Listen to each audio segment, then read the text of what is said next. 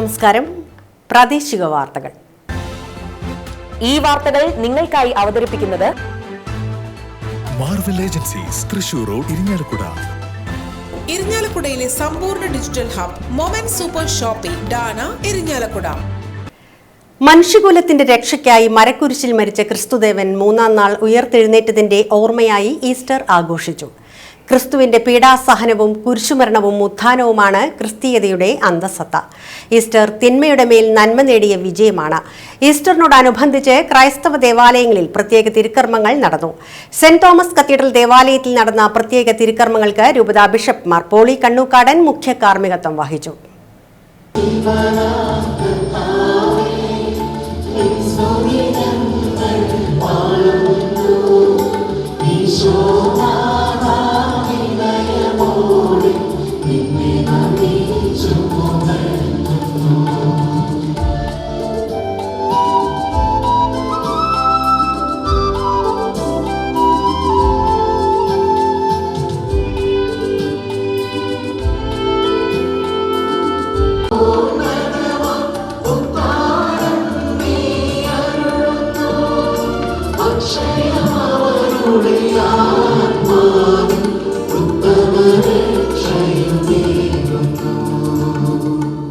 നമുക്ക് പ്രാർത്ഥിക്കാം. സമാധാനം നമ്മോടുകൂടെ. എന്റെ കർത്താവേ, നീ സത്യമായും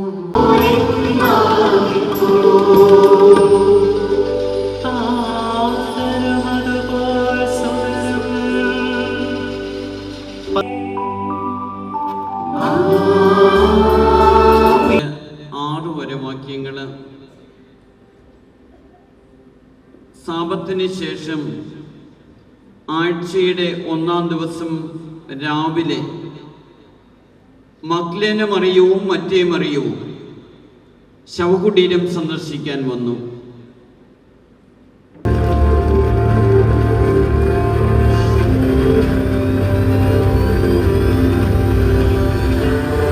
അയ്യോ, അവന്റെ ശരീരം അവിടെ പോയി. ഇനി അവന്റെ ശിഷ്യന്മാരെങ്ങാനും മോഷ്ടിച്ചു കാണുമോ? അതെങ്ങനെ? നമ്മൾ ഇവിടെ നിന്ന് ഒരു നിമിഷം പോലും മാറിയിട്ടില്ലല്ലോ. കല്ലറയിലേക്കാണെങ്കിൽ വേറെ വഴികളുമില്ല. എന്നാലും ഇതെന്ത് പരിമായം? യേശു ഇവിടെയില്ല. എഴുതപ്പെട്ടിരിക്കുന്നത് പോലെ അവൻ ഉയർത്തെഴുന്നേറ്റു.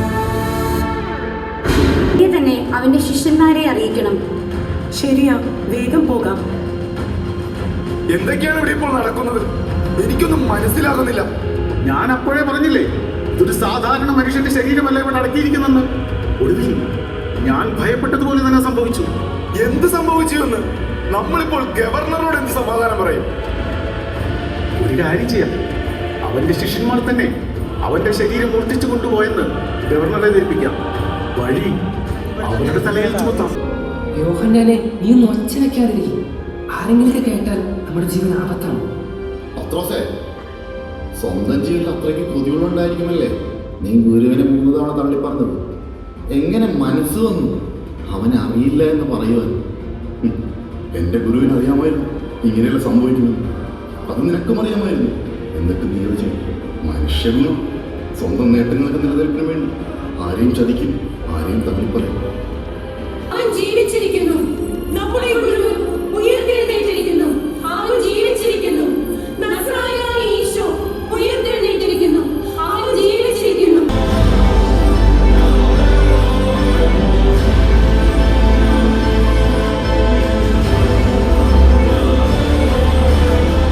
The good news that I am alive. Your mission begins in this world and fulfill in the next. I am with you until the end of the world.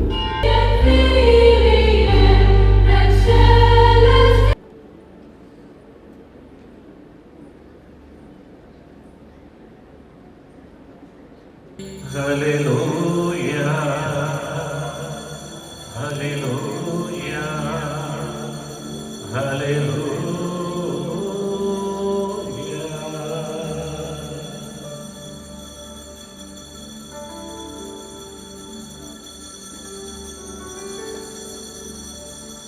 കർത്താവേ, അവിഭാജ്യ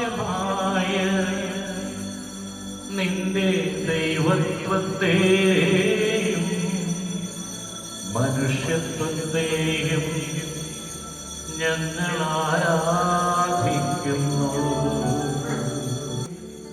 അവിഭാജ്യമായ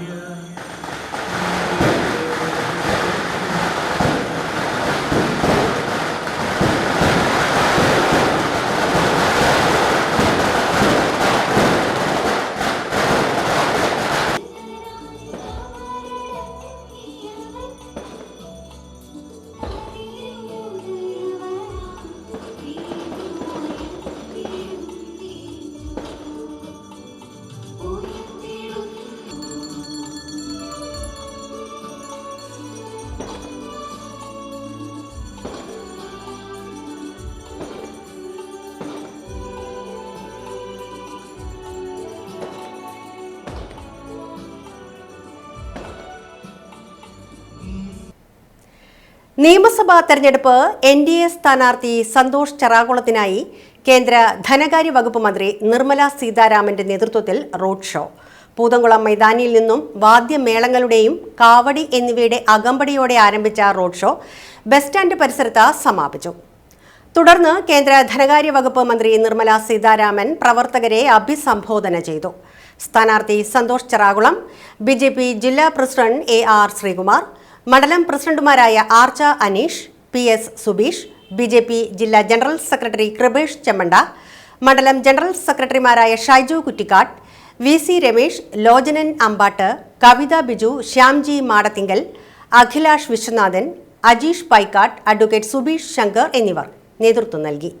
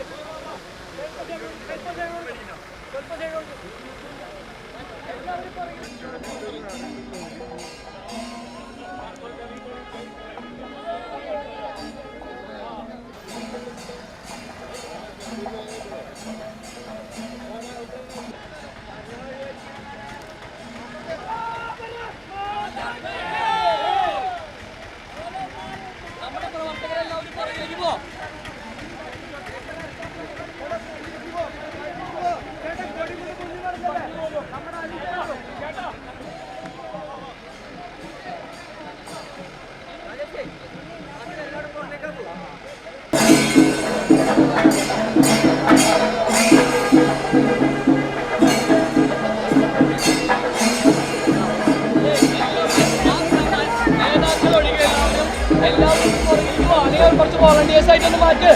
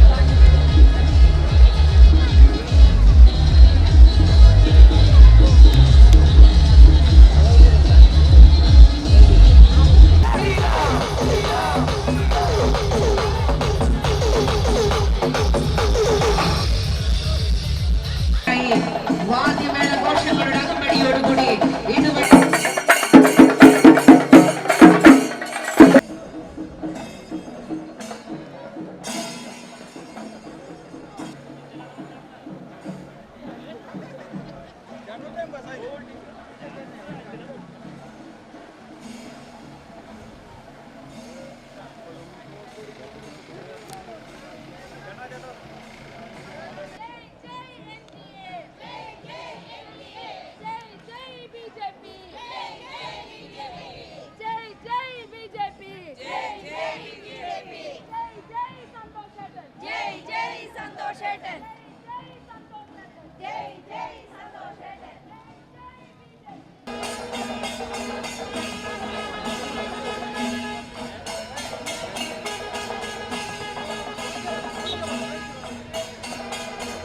politics of appeasement. அதாவது இவங்களுக்கு வேணுங்கிறவங்களுக்கு மாத்திரம் எல்லா விதமான சப்போர்ட்டும் கொடுக்கறது. மீதி பேர் என்ன ஆனாலும் பரவாயில்ல. மீதி பேர் நாம் மக்கள் ஜனதா மாத்திரம் இல்ல, நம்மளுடைய தேவஸ்வம கூட ஓடுறதில்ல, சுவாமியோட மந்திரம் தேவ பூமியை கூட ஓடுறதில்ல. அங்கேயும் கள்ளன் மாதிரி போய் அங்க இருக்கக்கூடிய ஸ்வர்ணத்தை எடுத்துன்னு போயிட்டு இருக்கான். அதனால ரொம்ப முக்கியம். ஹிமாச்சல் பிரதேஷ், பஞ்சாப், கேரளா இந்த கடனை வாங்கி அந்த பணத்தை எங்க யாருக்கு என்ன நல்லா பண்ணா, ஹாஸ்பிட்டல் கட்டினாலா, ரோடு போட்டாளா, ஸ்கூல் பண்ணாளா, இல்ல ஜாப் கிரியேஷன் கோசம் ஏதாவது எஃபர்ட் எடுத்தாளா, கடனை வாங்கி கடனை கட்டுறது. முன்ன இருக்கிற கடனுக்கு இப்ப கடனை வாங்கி அந்த கடனை தீக்கணும். கடன் சைக்கிள். கடன் சைக்கிள். இன்னைக்கு வாங்கின கடன் நேத்து வாங்கின கடனுக்கு கழிக்கிறதுக்கு, நாளைக்கு வாங்குற கடன் இன்னைக்கு வாங்குற கடனை கழிக்கிறதுக்கு, இப்படியே கடனை வாங்கி வாங்கி வாங்கி நம்மளோட குழந்தைங்க, நம்ம சில்ட்ரன், அடுத்த ஜெனரேஷன் சில்ட்ரன் இவங்க கடன் கட்டுறதுக்கு தான் வரி கொடுப்பாங்க. கேரளால கடன் தீர்க்கறதுக்கு தான் நம்ம குழந்தைங்கள்லாம் வேலை பார்க்கணும், டாக்ஸ் பே பண்ணணும். இப்பேற்பட்ட எக்கானமி எல்டிஎஃப்பும் சரி யூடிஎஃப்பும் சரி இதை தான் நடத்துறாங்க. அதனால நம்மளுக்கு ஒரு புது விதத்துல நம்ம ஸ்டேட்டை நல்ல விதமா IT, tourism, education, start up, space, இதுல எல்லாத்துலயும் கேரளா குட்டிகள் என்ன மாதிரி வேலை பண்றாங்கன்னா, ஆனா அது வெளியில out side of Kerala, Bengaluru, Tamil Nadu, குர்காவ், இல்ல மிடில் ஈஸ்ட், இல்ல யூஎஸ், யூரோப், கேரளால இருந்து ஒருத்தர் ஒன்றும் பண்றதில்லை, இங்க பண்ண முடியாது. ஏன்னா நான் இதே பாயிண்ட் நான் எல்லா இடத்துலையும் சொல்லிட்டு வரேன். இண்டஸ்ட்ரி நம்மளுக்கு வேணும் கேரளால. ஆனா கேரளத்து மலையாளி ஒருத்தர் இண்டஸ்ட்ரி வச்சப்போ அந்த இண்டஸ்ட்ரிக்காரனை இங்க இருந்து அனுப்பிடுறது. கிட்டெக்ஸ் கேரளத்து ஒரு பிசினஸ் மேன் இங்க பிசினஸ் நடத்துறதுக்கு முயற்சி பண்ணா, அவனை ஹராஸ் பண்ணி தெலுங்கானா போயிட்டான். கேரளத்துல இல்லை, கேரளத்து பிசினஸ் மனுஷி, கேரளத்து பிசினஸ்காரன் அங்க போய் பிசினஸ் பண்றான். நம்மளுக்கு வேணுமா? நம்மளுக்கு இண்டஸ்ட்ரி வேணுமா? நம்மளுக்கு நம்மளோட பாய்ஸ் அண்ட் கேர்ள்ஸ்க்கு நல்ல வேலை வேணுமா? இல்ல எல்டிஎஃப் யூடிஎஃப்னால முடியாது. இனி நம்மளுக்கு எல்டிஎஃப் வேண்டாம், யூடிஎஃப் வேண்டாம், என்டிஏ வேணும். நமக்கு என்ன வேணும்? நமக்கு என்ன வேணும்? நமக்கு என்ன வேணும்? என்டிஏக்கு ஓட்டு கொடுக்கணும், எல்டிஎஃப் போக வைக்கணும். LDF should go out, UDF should go out. அதனால உங்க எல்லாருக்கும் நான் நமஸ்காரம் சொல்லிட்டு கேட்கறது என்னன்னா, நம்மளுடைய சந்தோஷிக்கு கமல் நிஷான்ல தாமரை சின்னத்துல ஓட்டு போடுங்க.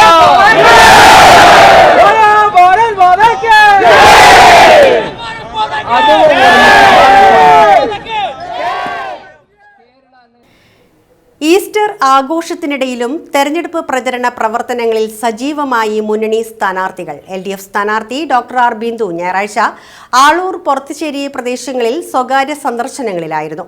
കഴിഞ്ഞ 5 വർഷക്കാലം നടത്തിയ വികസന പ്രവർത്തനങ്ങൾ തുണയ്ക്കുമെന്ന ആത്മവിശ്വാസത്തിലാണ് ഡോക്ടർ ആർ ബിന്ദു.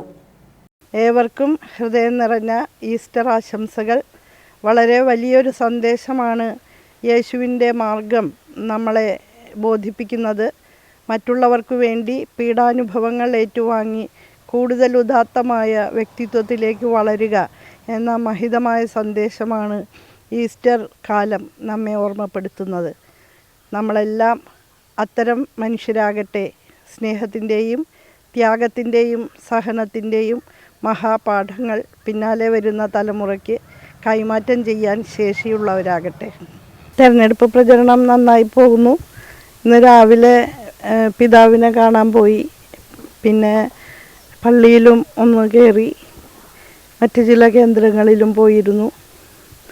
നല്ല റെസ്പോൺസാണ്, എല്ലാവരും വളരെ പോസിറ്റീവ് റെസ്പോൺസാണ്.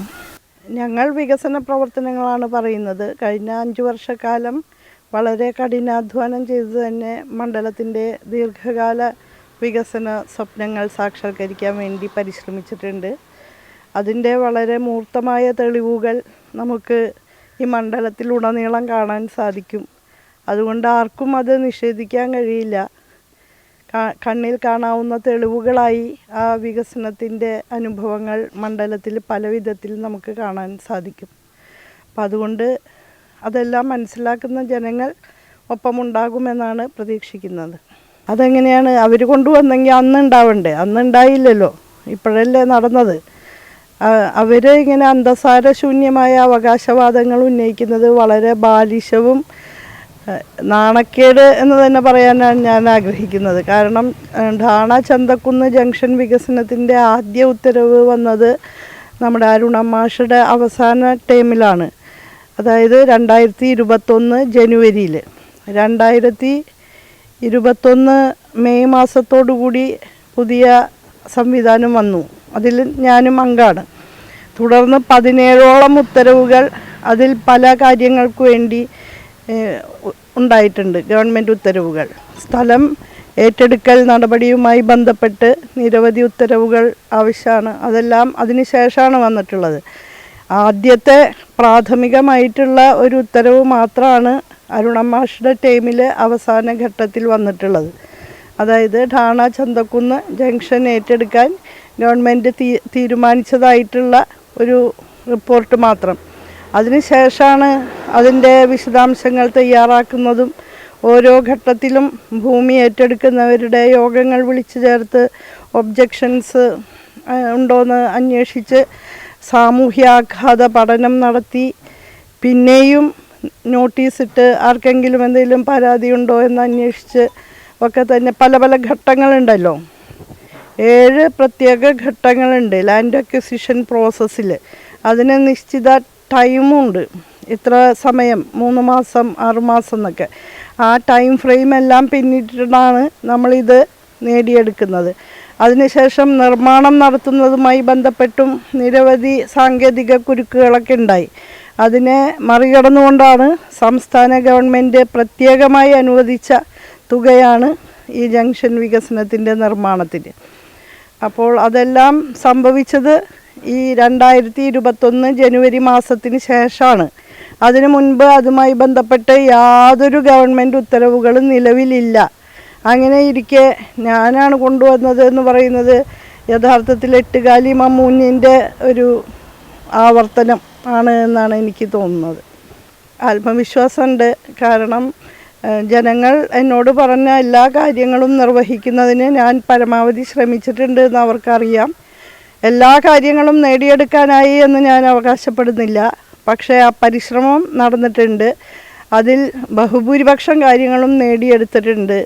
അതെല്ലാം ജനങ്ങൾക്ക് നേരിട്ട് ബോധ്യമുള്ളതാണ്. കടുത്ത രാഷ്ട്രീയം വച്ച് പുലർത്തുന്നവർക്ക് വിയോജിപ്പുകൾ ഉണ്ടായേക്കാം. പക്ഷേ ഭൂരിപക്ഷം വരുന്ന മനുഷ്യർ അത്തരത്തിൽ കടുത്ത രാഷ്ട്രീയം വച്ച് വൈരാഗ്യബുദ്ധിയോടുകൂടി പ്രവർത്തിക്കുന്നവരല്ല. നിഷ്പക്ഷമതികൾക്ക് നോക്കിയാൽ കാണാവുന്ന രീതിയിൽ ഈ മണ്ഡലത്തിൻ്റെ വികസനം ഏറ്റവും നല്ല നിലയിൽ മുന്നോട്ട് കൊണ്ടുപോകാൻ കഴിഞ്ഞിട്ടുണ്ട് എന്നാണ് എൻ്റെ വിശ്വാസം. ജനപ്രതിനിധി എന്ന നിലയിൽ ജനങ്ങളെ കേൾക്കാനും അവരുടെ സങ്കടങ്ങളും നിവൃത്തികേടുകളും പരിഹരിക്കാനും എന്നെക്കൊണ്ട് എന്ത് ചെയ്യാൻ സാധിക്കും അത്രയും ചെയ്തിട്ടുണ്ട് എന്ന് തന്നെയാണ് എൻ്റെ ബോധ്യം. അതിനൊരു അംഗീകാരം ഉണ്ടാകും എന്ന് കരുതുന്നു. ഈസ്റ്റർ ദിനത്തിൽ സ്വന്തം ബൂത്തിലും പരിസരത്തും വോട്ടഭ്യർത്ഥിച്ച് UDF സ്ഥാനാർത്ഥി അഡ്വക്കേറ്റ് തോമസ് ഉണ്ണിയാടൻ താൻ ജനപ്രതിനിധിയായിരുന്ന കാലഘട്ടത്തിൽ ആരംഭിച്ച പദ്ധതികൾ പോലും പൂർത്തീകരിക്കാൻ കഴിഞ്ഞിട്ടില്ലെന്ന് ചൂണ്ടിക്കാട്ടിയ തോമസ് ഉണ്ണിയാടൻ മാറ്റത്തിനായി ഇക്കുറി ഇരിങ്ങാലക്കുട UDF-നൊപ്പം നിൽക്കുമെന്ന ആത്മവിശ്വാസത്തിലാണ്. ആദ്യമായിട്ട് എൻ്റെ എല്ലാ പ്രിയപ്പെട്ട ഇരിങ്ങാലക്കുടക്കാർക്കും ഈസ്റ്ററിൻ്റെ ഹൃദ്യമായിട്ട് ആശംസകൾ നേരുകയാണ്.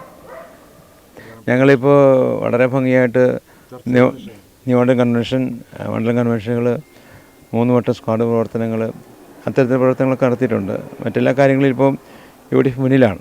UDFൻ്റെ എല്ലാ പ്രവർത്തകരും വളരെ സജീവമായിട്ട് രംഗത്തേക്ക് വന്നിരിക്കുകയാണ്.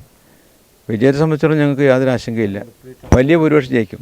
തിരഞ്ഞെടുപ്പ് ചർച്ച ചെയ്യപ്പെടുന്ന വിഷയം ഇരിങ്ങാലക്കുടയിലെ പൊതുവായ വികസനങ്ങൾ വരും. പിന്നെ സംസ്ഥാന ഗവൺമെൻറ്റിൻ്റെ തെറ്റായ സമീപനത്തെ സംബന്ധിച്ചിടത്തോളം ആളുകൾ വലിയൊരു അവസരം കാത്തു നിൽക്കുകയാണ്.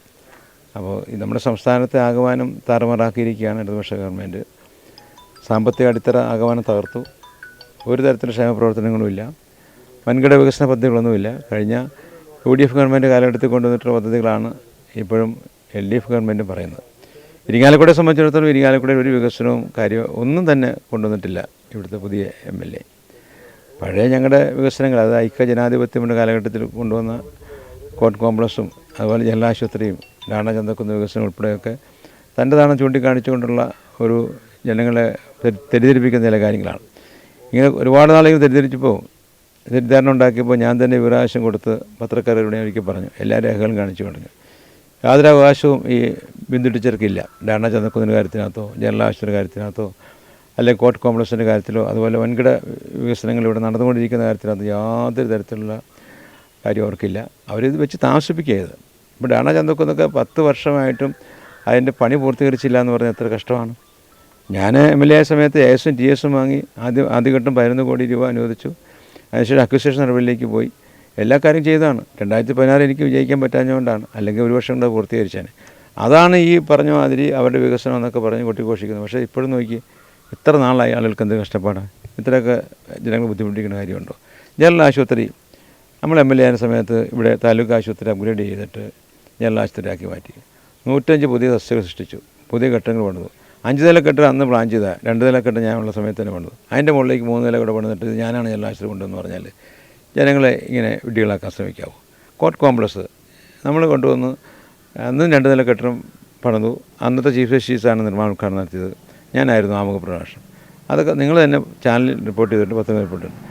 അന്ന് 2 നില കെട്ടിടം പണിത് 10 വർഷമായിട്ട് പൂർത്തീകരിച്ചിട്ടില്ല. അതും തൻ്റെ വികസനമാണെന്ന് പറഞ്ഞു. ആയുർവേദ ആശുപത്രികൾ, പുതിയ ഗവൺമെൻറ് സ്കൂൾ കെട്ടിടങ്ങൾ, അതുപോലെ തന്നെ മറ്റ് എല്ലാവർക്കും വൈദ്യുതി കൊടുത്ത് ഇന്ത്യയിൽ ആദ്യമായിട്ട് ഇരിങ്ങാലക്കുടയല്ലേ. എല്ലാ കുട്ടികളെയും കമ്പ്യൂട്ടർ പഠിപ്പിച്ച് ആദ്യമായിട്ട് ഇരിങ്ങാലക്കുടയല്ലേ. എത്രയോ സർക്കാർ ഓഫീസുകൾ, പോലീസ് സ്റ്റേഷനുകൾ, അങ്ങനെ പറയാൻ പോയാൽ ഒരുപാടുണ്ട്. അപ്പോൾ ഞാൻ പറഞ്ഞത്രേ ഉള്ളൂ, ഈ 2001 മുതൽ 2016 വരെ വികസനത്തിൻ്റെ പൂമഴ പെയ്ത ഒരു കാലഘട്ടമാണ്. അതേ ഉള്ളൂ ഇരിങ്ങാലക്കുടയിലെ വികസനങ്ങൾ. പിന്നെ വെറുതെ ഇങ്ങനെ അവിടെ കുറച്ച് ടാറിട്ടു, ഇവിടെ റോഡിന് മെറ്റലിട്ടു, ഇങ്ങനെയൊക്കെ വെച്ചതല്ലേ. ഒരു കൃത്യമായിട്ടൊരു പറഞ്ഞിട്ട് ഒരു പ്രോജക്റ്റ് ഞാൻ കൊണ്ടുവന്നു. അതാണല്ലോ ഒരു MLA പറയണ്ടേ. നമ്മളെ കൊണ്ടുവന്ന് എത്ര പ്രോജക്റ്റ് ഉണ്ട്. നമ്മൾ കൊണ്ടുവന്ന ഏറ്റവും വലിയ പ്രോജക്റ്റായിരുന്നു അന്താരാഷ്ട്ര കലാപൈതൃക നഗരം. എല്ലാം നടത്തിയാണ്. ഇന്ത്യയിലെ നമ്പർ 1 ആകാവുന്നൊരു ആയിരുന്നു. ലോകത്തിലെ വിവിധ രാജ്യങ്ങളുടെ സാഹിത്യവും കലയും സംസ്കാരവും ഒക്കെ പഠിപ്പിക്കാൻ പറ്റുന്ന, എല്ലാ രാജ്യങ്ങളിലും പ്രതികൾ വരുന്ന, എല്ലാ നിലയിലും ഒരു ഇൻ്റർനാഷണൽ രീതിയിലുള്ള ഒരു ഇൻസ്റ്റിറ്റ്യൂഷനായി മാറേണ്ടതായിരുന്നു അത്. എന്തായാലും അതിൻ്റെ AS ഉം TS ഉം കിട്ടി, ടോക്കൺ പ്രൊവിഷൻ വെച്ച് അതിൻ്റെ ഗവേണിംഗ് ബോഡി ജില്ലാ കളക്ടർ അധ്യക്ഷനായിട്ട് ജനറൽ ബോഡി രൂപീകരിച്ചു. പഴയ വില്ലേജ് ഓഫീസ് ഇതിൻ്റെ ഓഫീസായിട്ട് എടുത്തു. അത് എന്നിട്ട് 10 വർഷമായിട്ട് ഇരിങ്ങാലക്കുടയ്ക്ക് നഷ്ടപ്പെട്ടിരിക്കുക. ഇനി തിരിച്ചു കൊണ്ടുവരണം. അതോടൊപ്പം തന്നെയാണ് കിൻഫ്ര പാർക്ക് ഒരു ഇൻഡസ്ട്രി ഹബ്ബാക്കാൻ പറ്റുന്നതായിരുന്നു. അത് മന്ത്രിസഭ കഴിഞ്ഞ UDF ഗവൺമെൻറ് കാലഘട്ടത്തിൽ അങ്ങനെ അത് എത്താൻ പറ്റിയിട്ടില്ല. ഇപ്പോൾ ഇവിടെ ചുരുക്കത്തിൽ പറഞ്ഞാൽ വളരെ വലിയ പദ്ധതികളൊക്കെ തന്നെയും നടപ്പിലാക്കാനുള്ളത് നടപ്പിലാക്കിയിട്ടില്ല ഞാൻ കൊണ്ടുവന്നത്.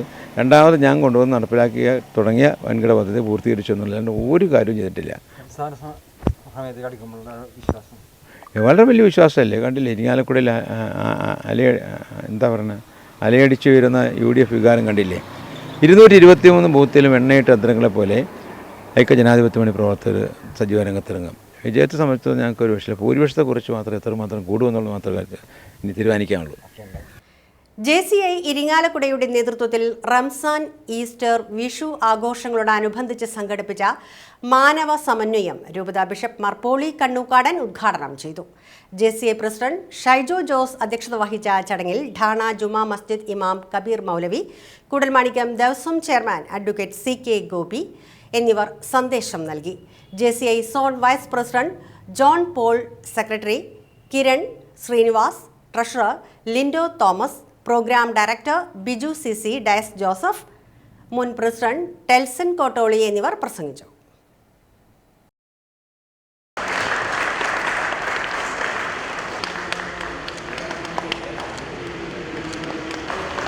ദേവസ്വം ബോർഡ് ചെയർമാൻ അഡ്വക്കേറ്റ് മുഖ്യ അതിഥിയായിട്ടുള്ള നമ്മുടെ ഗസ്റ്റ് ഓഫ് ഓണറായി JC ഇരിങ്ങാലക്കുടയുടെ കരുതി കൂടി ഒരുമിച്ച് ചേർന്നു.